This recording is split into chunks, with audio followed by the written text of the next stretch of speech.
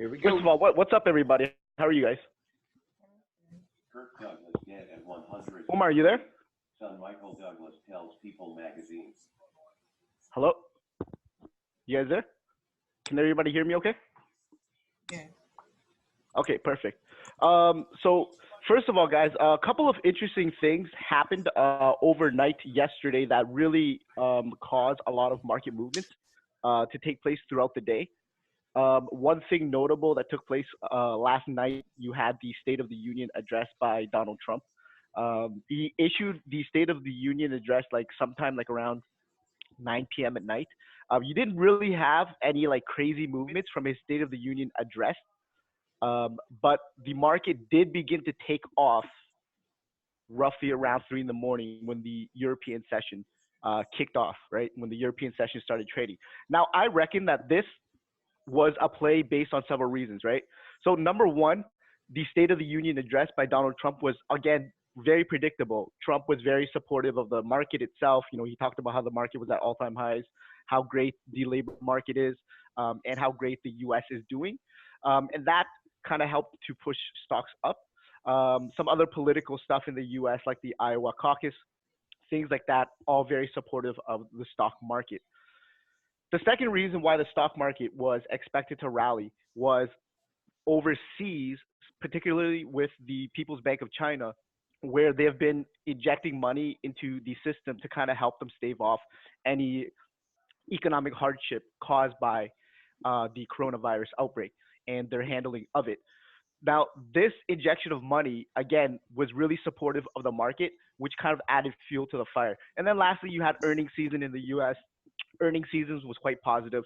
And so those were the three primary reasons why stocks essentially traded towards new highs.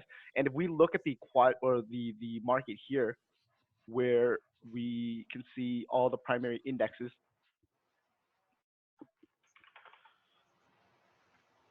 we can see that they, for the most part, began climbing up relatively at the same rate as one another, and typically at the same pace. Well, I wouldn't necessarily say the same pace. In this case, NASDAQ was really the primary leader in the markets, and the Dow Jones was the laggard in the markets, which is why right now we're seeing like the Dow Jones and the S&P 500 kind of peak near the all-time resistance in the markets. So these are some interesting levels to look out for. But the clue here, or the key here, guys, is to look at NASDAQ. NASDAQ broke through its all-time highs, right? So we take a look here at a 60-minute chart. We can see here that NASDAQ broke the all-time highs and is trading higher. While if you take a look at the S&P 500 and Dow Jones, right, we're kind of sitting near the resistance top. So again, I would look to NASDAQ as a leader in stocks. This is a very good type of risk on play by the markets, simply because of the coronavirus things dying down, U.S. economy, State of the Union address, everything is like pumping towards the market, hyping it up. So you get this big risk on bid, right? And you can confirm that risk on bid if we take a look here at these four charts. The bond market. Also, I posted that earlier. There was a huge risk-on push in Go Squawk, and I posted that just earlier, right before class. Yes, that's true. Thank you, Daniel, for pointing that out. So Go Squawk was able to pick up these sentiments throughout the day, right? And it was very simple trading, right? So as you see how stocks started pushing towards high, the entire bond curve started pushing lower. So the 30-year bond, the 10-year bond, the 5 and the 2-year bond, they all started trending lower. And that right there is, again, in a risk-on move, bond products start to move lower, right? So stocks move higher, bonds move lower. So we can see that there.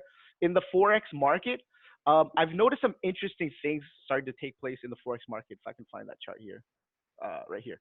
So to me, the interesting thing here in the forex market is that the US dollar has been doing relatively well against a couple of currencies, specifically the euro right here.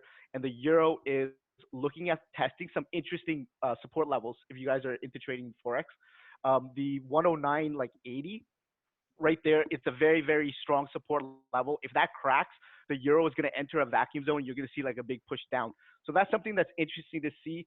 If we get continuous dollar strengthening throughout this week, then there's a very good case that support level in the euro is going to break.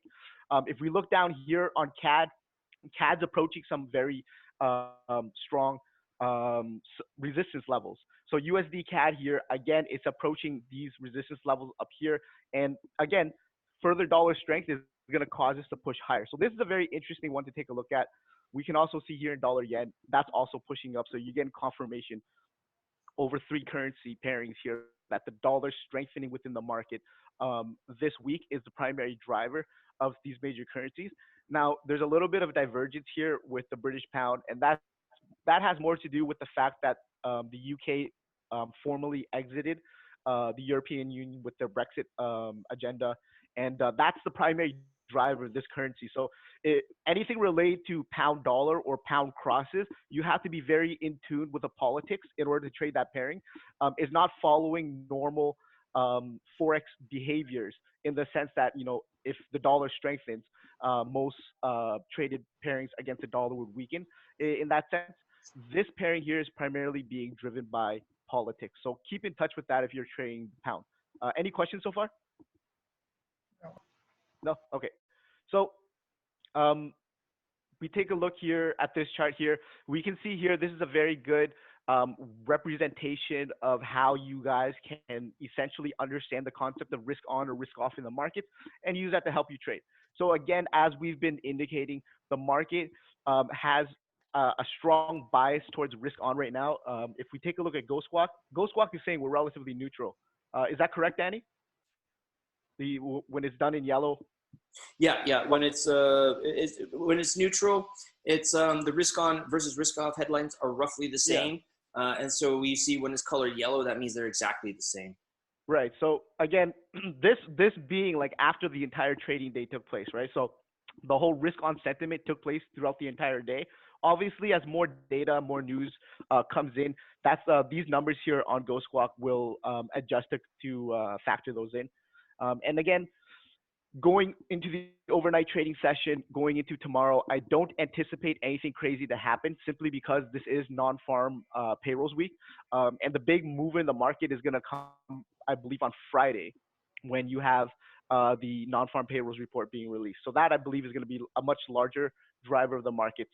And so tomorrow, the market is probably going to trade in maybe like a sideways trading pattern, kind of anticipating or not making any large move in anticipation of a big event like this. That's a very unique concept within market profile, which is actually a good segue where I can pass it on over to Daniel, who is going to be discussing market profiles with you guys today.